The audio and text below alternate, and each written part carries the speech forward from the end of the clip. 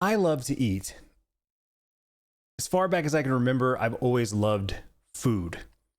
And I think because I've always had a fast metabolism, I've never had to worry about my weight. It enabled me to just eat whatever I want, whenever I want. But over the course of my life, 40 plus years, I've learned to appreciate food and enjoy it. And it goes so much far beyond like just eating for, fuel and energy, where I know a lot of people have that relationship with food where it's, I have to eat. So, I eat what I'm supposed to, or eat because I'm hungry. I genuinely look forward to eating in certain meals and that sort of thing. When I was a kid, I remember trying everything. Anytime someone said, "Hey, have you had this?" And I said, "No, I haven't. Do you want to try it?" I always said yes. I was very adventurous. Never was scared to try something new. And when I got into a certain age, I teeter-tottered where I was like, don't tell me what it is. Let me just try it. And I'd try it and be like, oh, this is good. And I'd tell me what it is. And that's when they would be like, oh, it's tongue, beef tongue, or it's tripas, which is the cow intestines. I worked in a lot of Mexican food restaurants and kitchens and stuff where they eat every part of the cow.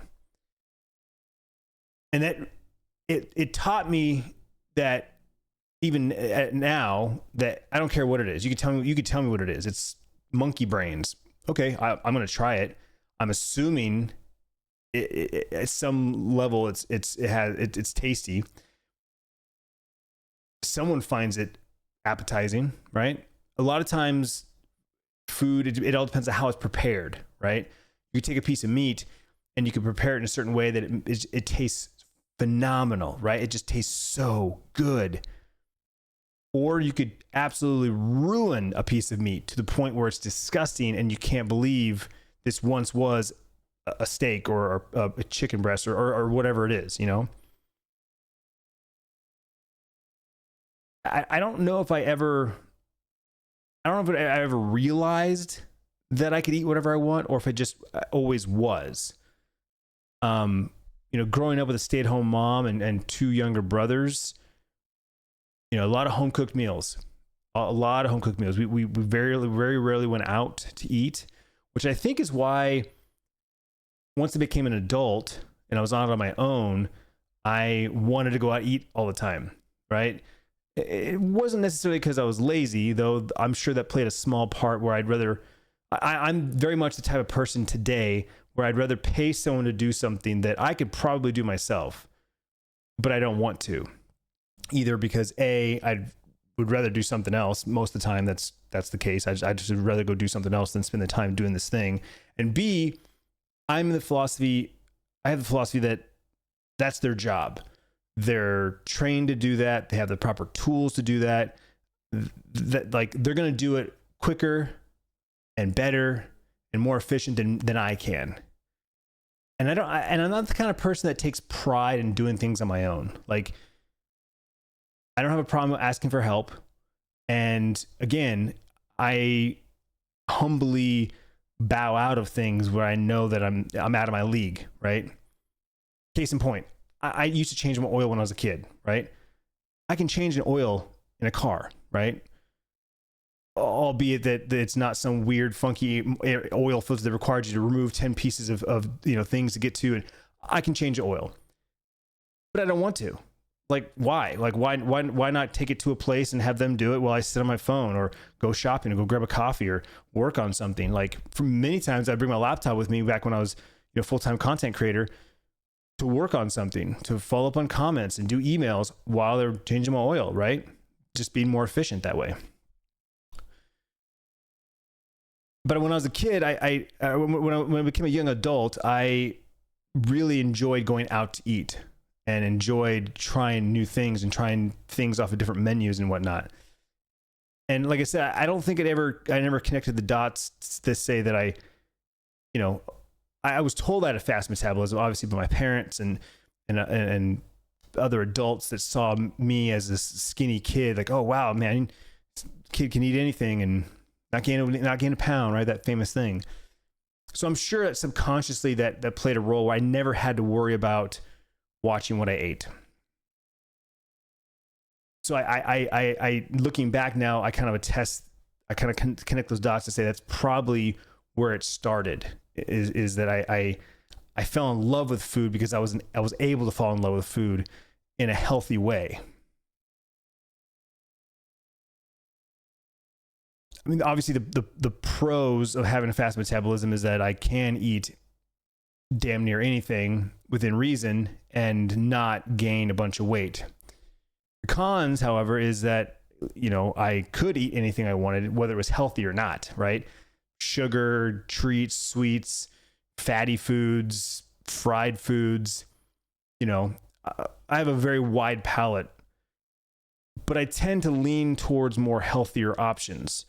I've never really been a huge fan of like fried chicken. Love French fries, tater tots, but you know, that's kind of like those are the fried foods that I would gravitate towards, and those are sides. Those aren't main dish platters, right? There's always something else I'd rather have than something that was fried. A lot of times I go to a restaurant, it's a fried chicken sandwich. I go, well, can I get that grilled? I'd always opt for the grilled option. That sort of thing. But I definitely know that there's a perception that goes along with having a fast metabolism. Much like there's a perception for those who have a slow metabolism, or other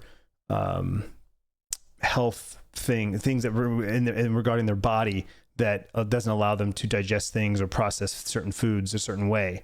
So there's definitely, you know, pros and cons there when it comes to that. But again, I think having a faster metabolism gave me that freedom to eat anything and eat everything whenever I wanted to. And so again, it gave me that freedom with food instead of fear or guilt, which I'm grateful for, that I was able to grow up that way. And even in my young adult years, you know, I'm definitely privileged when it comes to that. Now that I'm in my 40s, I definitely recognize that my metabolism is as fast as it used to be. I think it's safe to say in my late 30s, I was still taking advantage of that and overeating. And thankfully I haven't gained a lot of weight. I mean, there's definitely some extra around the midsection, you know, a little more than I'd like, but I still have that relationship with the food. There are definitely times today that I still overeat because it's just so good. It just tastes so good. And I love it. It just makes me so happy. Like I said, I don't just eat to fuel. I enjoy the experience, and an experience is what I look for. That's why I still enjoy going out to eat. And if I had choice, I would go out to eat far more than cooking in. I would go out to eat far more than cooking myself. And there's pros and cons to both of those, right? There's pros and cons to eating out, and there's pros and cons to eating in and cooking yourself. You know, my favorite types of food, people ask me that. That's like one of the number one questions I get asked when I'm live streaming all the time for years and years and years. What's your favorite food? And I can never give just a straight answer. There's always like these circumstances, and like, well, when you say food, are you specifically asking for a dish, like this one thing, like you know, when someone says, what's your favorite food? And they say chicken nuggets. Like, are you asking for like that one specific thing? Or are you asking for like a cuisine, like a regional area, right? Like I love Mexican food, right? Like I always ask this, like, give me some more clarifying, because I can go in any direction, right? But I would always say that my favorite foods are sushi, ramen, and tacos. Being born and raised in Phoenix, Arizona, Mexican food is a staple here. It's part of our culture. Doesn't matter what color your skin is or where you're from. If you're from the Southwest of the United States borders, the country of Mexico. Mexican food is somewhere intertwined there. There's different varieties and different versions of Mexican food. And so we grew up with a lot of Mexican food. My dad, being in the produce business his whole life, would bring home fresh veggies. We'd have salsas and pico de gallos and guacamoles all the time. My mom made taco night at least once a night. It wasn't always Tuesday. Taco Tuesday wasn't a thing back in the day. We had tacos, two times a week easily. But I also like, so when I say that, right, like, so sushi, ramen, tacos are my three favorite foods. But then I immediately go, well, but I also love ceviche and aguas chili, and man, a good stir fry. There's nothing that beats a good stir fry. And I don't care if it's fried rice or if it's noodles. I mean, I love that, just that, and then people, well, what's your favorite, like, cuisine, region? I'm like, Asian food. I love Asian food. And I say Asian because I love that whole region, right? I love Japanese food, Korean food, Vietnamese, Thai. Chinese is in there towards the bottom, right? I love Indian food. I just love those flavors and the different, ways of cooking. There's some fresh ingredients with some cooked ingredients, and, hot with the cold, and I love it. I absolutely love that area. But again, being born and raised in Phoenix, Mexican food is a close second. I just think that there's more Asian food that I like versus Mexican food. There's like very specific things that I love, right? Like I love a good chile relleno made with an Anaheim green chili. I love a good chile relleno. I love al pastor, marinated pork tacos with corn tortillas, cilantro and onions with a squeeze of lime. I love that, right? And when you find those spots, you find those restaurants that make that particular food the way you love it, oh man, you're like locked in. I've got a taco place near me that is ruined tacos for me. Like, they're so good, I don't want to go anywhere else, right?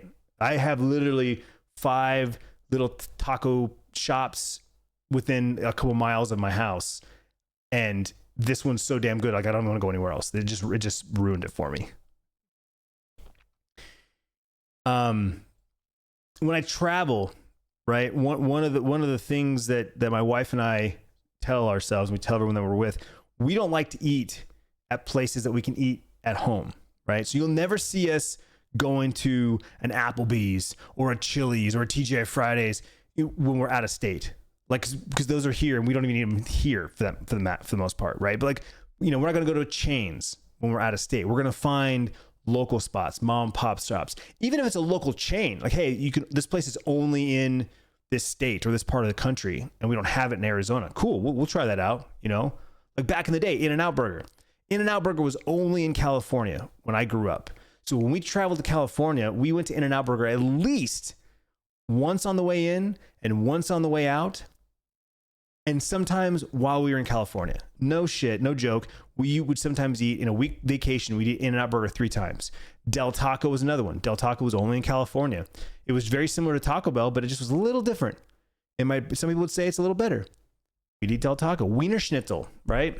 Who doesn't love a good hot dog, man? Chili cheese dog, freaking sauerkraut and mustard, a Chicago style dog. Wiener Schnitzel was classic, man. Those are like this. They were only in California. Now they've eventually moved their way to Arizona. Now they're all over the place, and it's no big deal. But again, growing up, we would go to those places because you could not get them here in Phoenix. Now that I'm an adult, I love watching like cooking shows, right? And specifically like watching chefs cook. I try to watch cooking competitions. They're not all that great. There's some that are really good. The one my wife and I watch right now, it's actually currently in season 4 and it's on right now. We watch, it's called Next Level Chef. The season finale is actually this week. I really like that. I like the way that it's shot. I like the way the competition works with the 3 different kitchens.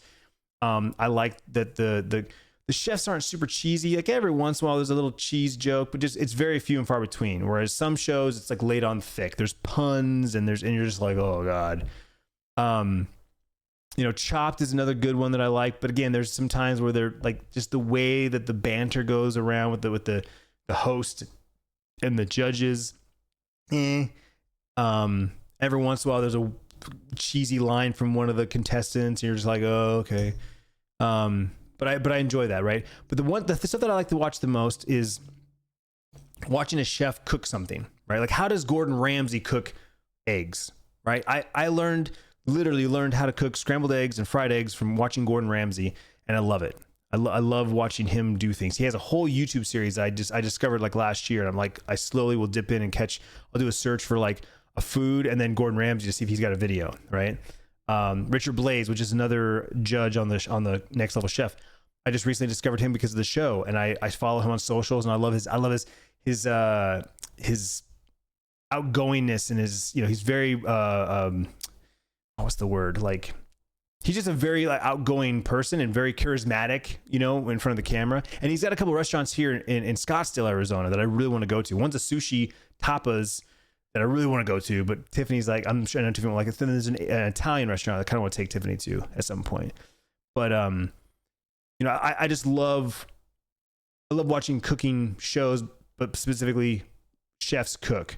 And so I've watched a lot of documentaries on Netflix where like a famous chef travels somewhere or goes somewhere, and the show is focused about the food, but in a different country, in a different environment, different cultures. I love that stuff, right? Anthony Bourdain, I think if I'm not mistaken, his first series was more about the food, and his last series was more about the culture, right? I think it kind of started to teeter into more politics.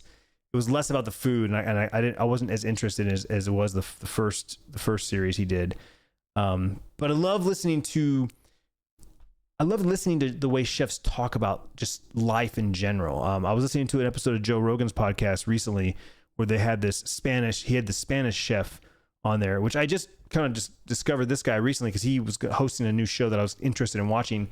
Didn't love the first episode, won't be watching that show, but he was on Joe Rogan, so I was listening to him, and he's Spanish, and he talks about food and just kind of like his philosophy on life, but through the lens of food, and he talks all the time about making longer tables, right? Longer tables. Everyone needs a longer table so you can have more guests at the dinner table for more conversations. We learn from each other while we're breaking bread and like while we're eating, right? Like, and it's very much true. Like, my family to this day still sits at the dinner table at least once a week and converses. Now, it used to be every night, right? Like, every night, if we weren't at sports, we were eating dinner together every night. And I really do truly hope that wherever my kids end up after they're done with school and college and stuff, I hope that they're close enough that we can get together at least, I would love to like make an open invitation every Sunday. Every Sunday we're getting together for dinner. We're cooking something, and we're always going to make enough for the four people. But who knows? We don't. Again, Bryce is spreading his wings very early and moving to Flagstaff this fall. So who knows? He could be the one that moves out of state. But nevertheless, I would love to be able to get together with my family once a month and have a sit down meal, and then eventually grandkids, and it becomes a thing where like, I want to be the grandpa that cooks. I want to be the grandpa that like cooks for the family and invites everybody over. And we definitely downsized our house. Our last house was definitely the entertainment house. We had parties and all kinds of get-togethers with. At one point, I think we had like 50 people at our house because we had the space for it. This house is definitely not that big, but it could still entertain. It's still the way it's built and designed. We can still entertain small groups of people. And I want to be that. I want to be that guy that cooks for people because I love the food, and whether it's catered or cooked myself, I just want to share food with people. Yeah, I don't know. Like I said, I just cooking shows definitely inspire me while also entertain me, right? Because I'm interested in food to that level, how things are prepared, how different cultures do things differently than here in America. I love it. Chefs definitely have a reputation for being super confident, a little cocky, a little arrogant, right? In certain aspects. And so when I find one that's less of that, less arrogant, less cocky, I love them even more, right? And the more cooks I've watched, the more I've expanded my horizons to beyond Gordon Ramsay. it deepens my appreciation for food because I see different people doing different things. At one point in time, I had access to the Masterclass series, right? And I watched a couple episodes of Gordon Ramsay's and a couple other guys that were on there that, you know, just again, they have the time. They're doing a cooking show one-on-one, more or less. And so they're like talking about their food and they're talking about how they do things and the proper way of doing things. And I just absolutely love that. Absolutely love that. And as when you're watching these chefs and these people that do this for a living, and they have literally this passion and love for food and cooking food and preparing food, you start to learn the difference between quality ingredients and shitty ingredients, right? And obviously right now, you know, we're talking a lot about quality of food and the ingredients and the additives and the preservatives and the pesticides and all the crap that goes into our food here in America. And that's another reason why I don't mind spending a lot of money for a meal, because most of the time, not all the time, but most of the time, the higher price tag equates to the higher quality ingredients, right? There's a reason why this dish costs $45 and this dish costs $20, because this thing was made with, you know, prime cuts of meat and jumbo this and real that and from scratch made this. And so it's like everything was made with a little more love and a little more attention to detail versus something that comes out of a bag that you're just heating up. You're just adding water, right? There's a reason why some restaurants try to keep their costs low, the costs, right? By buying cheap ingredients, and then they can lower their menu price to look more appealing to the general, you know, the general public. But you go to certain restaurants and you go to certain parts of town, certain cities, that doesn't matter. You know, you're going there, you're going to pay a premium price because the quality is just going to be exponentially better. Now, some people can't appreciate that. Some people look at the price tag and go, there's no way I'm going to pay that money for a steak dinner. Like, that's ridiculous. I can go down the street and get a steak dinner for half that or a third of that. Again, I think it goes back to appreciating the quality and you know, this is something that my wife and I talk about a lot of times. She can't tell the difference. I could give her a prime cut of steak and a select cut of steak, and if they're cooked properly, seasoned properly, and everything else is done, she probably wouldn't be able to tell the difference. Maybe she'd be like, oh, that one's better, but not that much. Like, and then I tell her the price difference. She'd be like, oh, I'm fine with this. She'd be like, I'm fine with the select. I don't need the prime, right? And I admit, I think having a label like that on things could cloud your judgment. Like, well, it's prime, it's gonna be better. It's $50, it's gonna be better, right? Like, there's definitely a level of that. But in general, I appreciate certain, and I can taste things. Like, I'll taste something and I'm like, oh, that has this, and this in it. And Tiffany, my wife looks at me like, how do you know that? How can you tell that? I'm like, you can't tell? She's like, well, I taste something, I don't know what it is. I'm like, well, that's the difference. You haven't like tasted things to go, I know what that is, I know what that is, I know what that is. And there's definitely times where I'll taste something, I'm like, oh, what is that? There's an herb that I can't put my finger on. And it's like, I forgot what tarragon tastes like. I forgot what sage tastes like, right? And I'm like, and then someone like, it's this, and this. I'm like, that's what it is. And it you know, it reminds me. It gives me a level of respect to the chef and local like eateries and the process of crafting a great dish, right? Like, I'm fortunate enough to live in an area that has some very nice restaurants, scratch kitchens, and they are pricier, which is the reason why some people don't like to go to them. Whereas, again, I don't mind spending money on a meal, right? I would rather spend $100 on a nice dinner than $100 on a pair of shoes. And I know that might sound crazy to some people, because you're like, your first response is like, well, those shoes will last you years, potentially. You could wear those shoes dozens of times, whereas that meal is one night and you're shitting it out the next day. But I would argue that I'm paying for the experience. I'm paying for the entire, the moment I sit down to the moment I pay the check, the experience. And I appreciate that. And I appreciate, the appetizer and the main course and the dessert and the presentation that goes into it. I respect it. I appreciate it. So that's, to me, I'm paying for an experience. And that's how I look at food a lot of times. I wish that we had more like farm to table options where I live. It's slowly making its way this direction. I respect the from scratch meals where meals take a while, right? In this day and age, everyone's like fast. Let's go. And so when a meal can take 30 minutes from the time you order it to the time it's delivered to you, a lot of people will be like, that's too long. I don't have time to wait for this. This is ridiculous. They start complaining, and it degrades the experience for them. Whereas myself, I kind of go into a restaurant. I kind of like have a preconceived notion, like this restaurant, like everything is made from scratch. And so when I order it, they have to go make it. And I'm okay with that. I'd rather have that. I know when it comes out, it's just the level of detail, the attention to detail is there, but I just wish there was more. Like I said, I'm very fortunate to have a couple of really great scratch kitchens nearby. And I'm so grateful for that. I hope that more and more come, and it's less chains and less, processed crap that I know. Again, working in the restaurant industry, both in the kitchen and now delivering to kitchens, I see so much.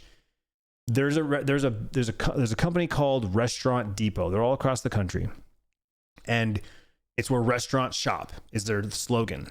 And you would not believe how much like ready to heat, ready to serve items are in that store that restaurants buy, and they just pour it out of a can, pour it out of a bag, dump it out of a box.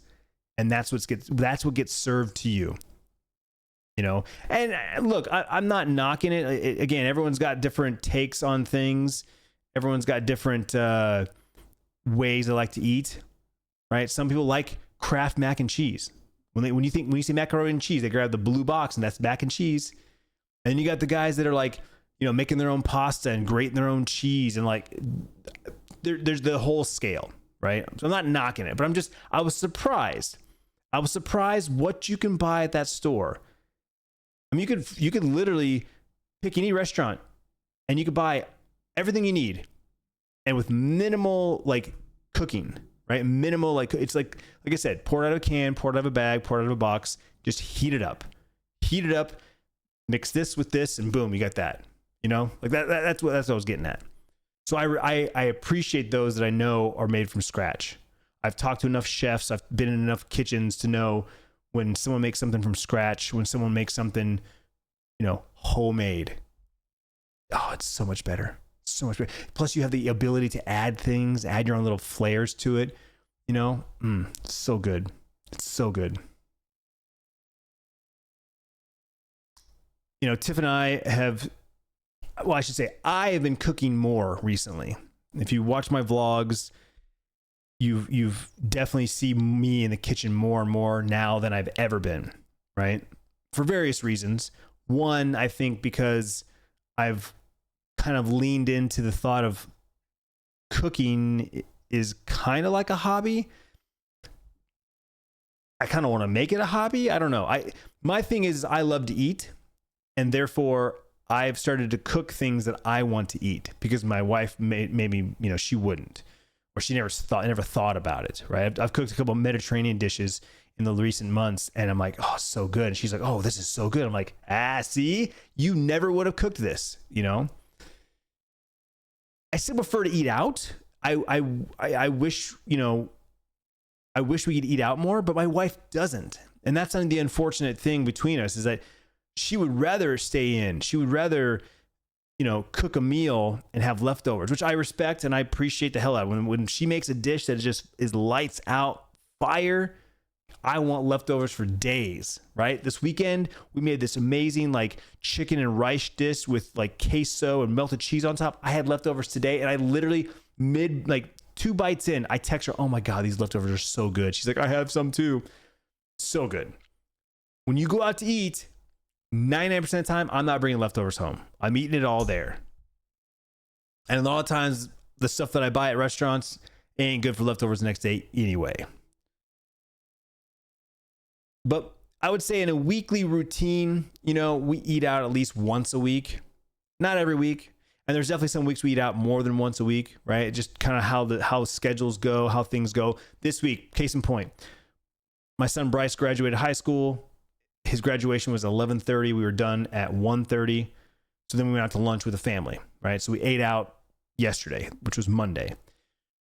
My daughter Sierra's boyfriend's parents are in town. And so we're going to go out to dinner with them tomorrow night. So that's twice this week we're going to go out, right? Versus like, say, last week, I don't think we went out to eat, right? So it averages about once a week, I would say. And then we're usually cooking actual meal 3-4 nights a week, which leaves, 1 or 2 nights a week for leftovers, for not really going to cook a meal. You're just kind of on your own. There's plenty of random foods here. Tiffany will make some chicken chunks with some, fried vegetables or, sauteed vegetables. I'll do like a thing of fried rice or ramen. It's just various things. We have like kind of a free for all nights, And we've kind of been talking about my whole life, as someone who likes to eat. I would say my tastes have kind of evolved, obviously, as I've gotten older, because I've had opportunity to try new things, try expensive things. I once was at a dinner with some very famous streamers, YouTubers that make a lot more money than I do.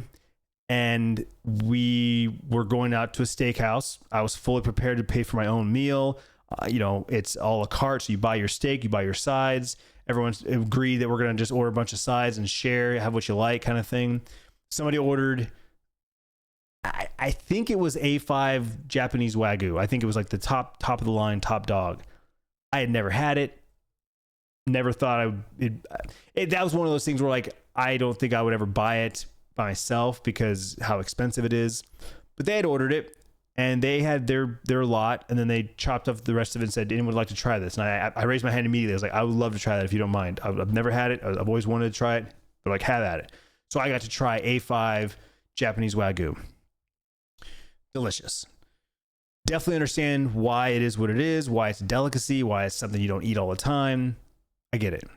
But, I've had that now, so I can speak to it. I can speak about it. I've compared it to American Wagyu, which is far cheaper than Japanese. I think it goes American, Australian, Japanese. I think is the quality scale or whatnot. But I can as I've gotten older, I've had more opportunities to try new things and eat different things, and it just constantly is evolving as I get older. And I hope that it continues that way. I hope eventually, years from now, when I'm able to travel internationally, I can try, delicacies from all around the world. That's my goal. I want to eat all around the world. I really do. If there's ever an opportunity to go to some country just to eat, that's the thing. Some travel channel, cooking channel, cooking network wants to send me out, vlog, stream, whatever. I'll eat everything and anything and everything. With 2 kids, food's obviously very important. When they were little, mom's cooking for them.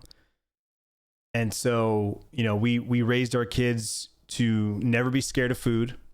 Always try things you've never tried. Don't say you don't like it until you've tried it. Once you've tried it and you're like, yeah, I don't care for that. Oh, cool. I'm never going to force you to eat anything, but I will ask you to try it at least once. And my kids have tried things and they they have a much wider palate than their friends. Much wider palate. Some of their friends are so picky, they literally eat just like chicken nuggets and French fries. No matter where they go, everywhere they go, it's chicken fingers and French fries. It's crazy. Now they're young adults where they have their own money and their own car, and that's literally all they eat. It's just, I'm going to Cane's, going to Chick-fil-A.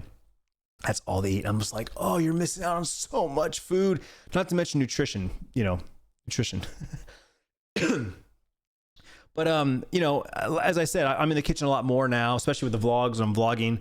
It makes for great content. Everyone's got to eat. Everyone, at some point likes to eat, and a lot of people like to cook. I'm constantly getting asked for recipes that we cook, which I gotta get a better job at that. I mean, Tiffany's the one who finds the recipes. I always say most of the time she finds them on Pinterest, and so if she pins it, it's a keeper. It's something we liked, we'd make it again. So Pinterest.com/Tiffy with the number 2, Tiffy with 2. That's her Pinterest. All the recipes are on there. Again, if it's something we made and we're like, oh, this is awesome, we definitely make it again. She's pinned it, so she's got different things on there you can check out and whatnot. So, a lot of times when someone is recalling a memory, it's a lot of times just based on visual, right? What you saw, maybe what you heard. But sense of smell and taste are so strong. Smell is so strong because there's an inherent, like when you walk into a room or you walk into a certain area and you get a whiff of something, you're like, whether it's good or bad, you're like, oh, what is that? And it connects you because now you're looking for what you smell and you're like, what is that? Where's that coming from? And you're taking all this information and that creates a memory. And food very much does the same thing for me. I eat things and I'm instantly transported back when I either first had it or when I recently had it, or just maybe there's a powerful memory attached to it because I don't know. Every other time I've had that food, there wasn't a memory attached, and this one time does. Food is tied to culture and memories and even creativity too. Because when I talk about like how I make eggs now, I was on this egg kick for a while where I was literally making eggs like every morning or every time I had an opportunity to, and getting creative with try this, try that, add a little more of this, add a little less of that. I get very serious about my food. I'll cook something, and when I get it just right, I get so excited. Right, the emotions come out. Recently, I made steak. I think I did a New York strip, which was damn near perfect. The only thing I could have done better was a little more crust, little more crust on the outside, but the inside, the tenderness, everything was perfect. The following weekend or 2 weekends later, I did ribeyes. Got that crust, but there was a little too much fat marbling, like big thick bit. I should have maybe what do you call it? Like cleaned it up a little bit, trimmed it up a little bit more, But I just remember nailing that New York strip and being so happy. I got it. I nailed it. And on the inverse, a few months ago, we had family over and same thing. I think I cooked a tri-tip, well seasoned, got a beautiful crust, little overcooked for my liking, a little overcooked for a piece of meat like that where you need to cook it, slower, keep it medium rare. Everyone's just, man, Clint, this is great. This is so good. I'm like, oh man, these guys have no idea. This could have been so much better. I was disappointed. Even Tiffany said something. Yeah, Clint's not happy with the meat. Oh, the meat was great, man. There's nothing wrong. It was perfect. I'm like, no, it wasn't.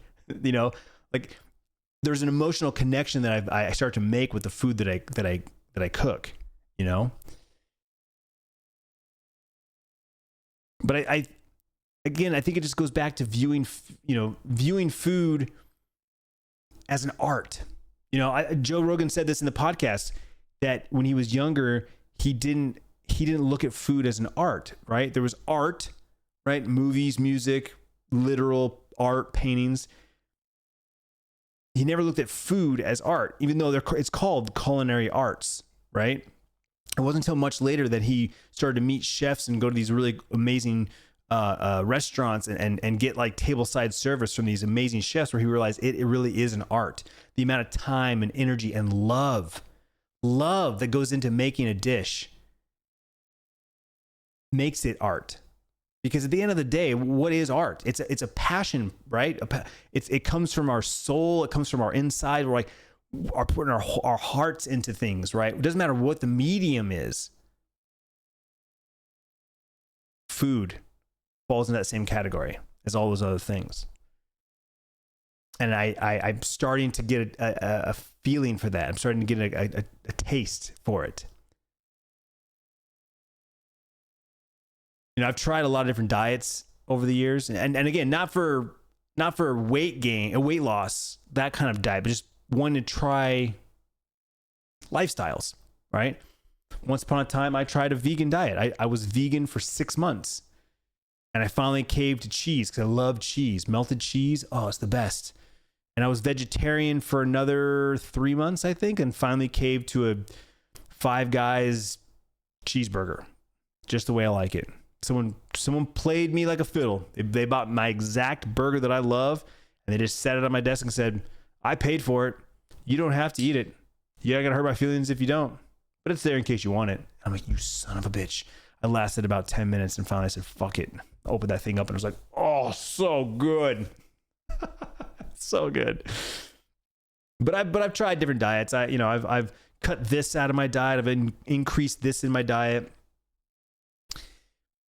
You know, I don't really fall into any diet cultures or, you know, or whatnots. I've definitely, you know, have friends and family that are like, I'm going carnivore, I'm going keto, I'm going, you know, back in the day it was Atkins and whatever else. Like, you know, and I research it. I'll do some research on that. I'll do some research on that. But at the end of the day, my conclusion when it comes to food is genetics play a huge part.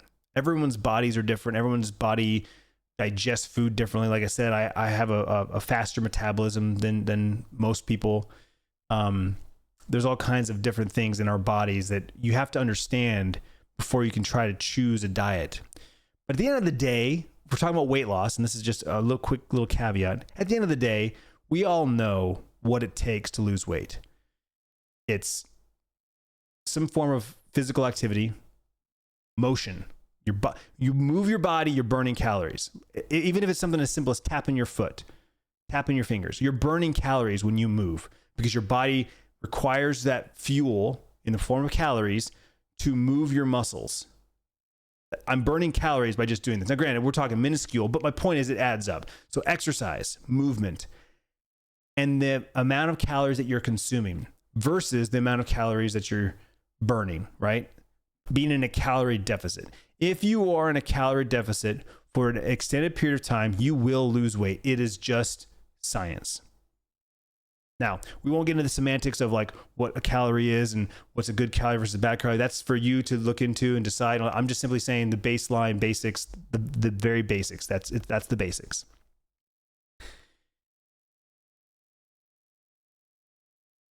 So for me to try these different diets and try these different, you know, food lifestyles, it was more of just for play, more for just, can I do it? What's it like not eating this type of food for a while? And I would say today I'm more protein heavy, less carbs, right? Like that's the kind of, I lean that, which I think it's not keto, but it's like keto adjacent, where I'm just like lowering my carb intake and increasing my protein intake, especially since I started working out more this past year. I go to the gym a couple times a week. But again, I love to eat so much that I will eat French fries and tater tots, and I will eat a good piece of bread when it's presented to me with some butter or some olive oil or something like that. Like, I'm not like avoiding foods.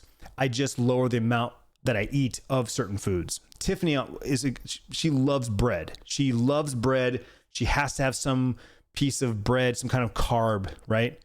I could very easily cut that out. In fact, a lot of times she'll make some kind of rolls or something, and I don't want to eat them. I don't need them. Give me more veggies, give me more meat, right? I'm definitely more of a meat and veggies kind of guy. And the funny thing is, for a long time, I wasn't a big meat guy.